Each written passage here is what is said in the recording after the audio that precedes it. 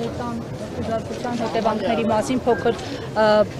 բարձաբանում ինչ հաջորդեց դրան եւ ինչ եք սպասում եւ առհասարակ այսօր կենտրոնական ընտրական հանձնաժողովից ունեք լեգիտիմ ակնկալիք ընտրությունների հետ կապված։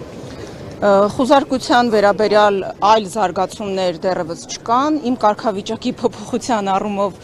այլ զարգացումներ չկան, չեմ էլ կարծում, որ որևէ բան կարող է տեղի ունենալ, որովհետև եթե մինչ այդ փաստաբանները ներկայացնում էին, որ ձեզ հայտնի քրեական գործով ընդհանրապես որևէ լուրջ նյութ առարկա գոյություն չունի, այդուհանդերձ ոմանց մոտ կարող էր այսպես կասկածի տեղիք տալ, թե հնարավոր է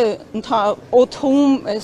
վերցնել մի փուչ գործ եւ այդպիսի լուրջ մեղադրանքով մարդուն կալանավորել, խոսքը Մայր Հայաստան կուսակցության նախագահ Անդրանիկ Թևանյանի մասին է։ Այս պահին ես կարող եմ արդեն ավելի լուրջ ասել, քանի որ ծանոթացել եմ նաև գործի նյութերին, բայց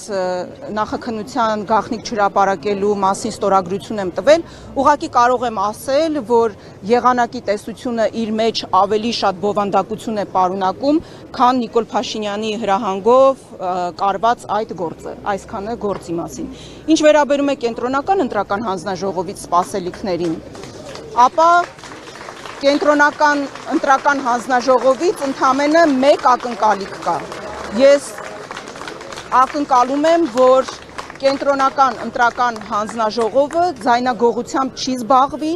եւ մեզանից հայրենիք գողացածները չեն գողանա նաեւ Հայաստանի Հանրապետության քաղաքացիների քվեն, որովհետև հայրենիքի գողը կարող է նաև դառնալ ձայնագող։ Մենք այսօր այստեղ ենք, որպեսզի կանխենք նրանց այդ հանցագործ նպատակը,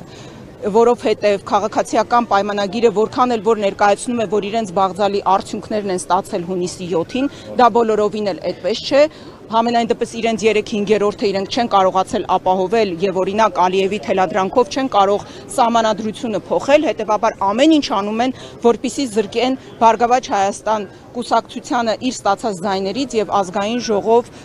ժողովում լինելու իրավունքից։ Մենք պահանջում ենք, որպեսզի չգողանան քաղաքացու քվեն, մենք պահանջում ենք, որպեսզի չխախտեն օրենքը, մենք պահանջում ենք, որպեսզի իրացվի Հայաստանի Հանրապետության քաղաքացու քվեի իրավունքը։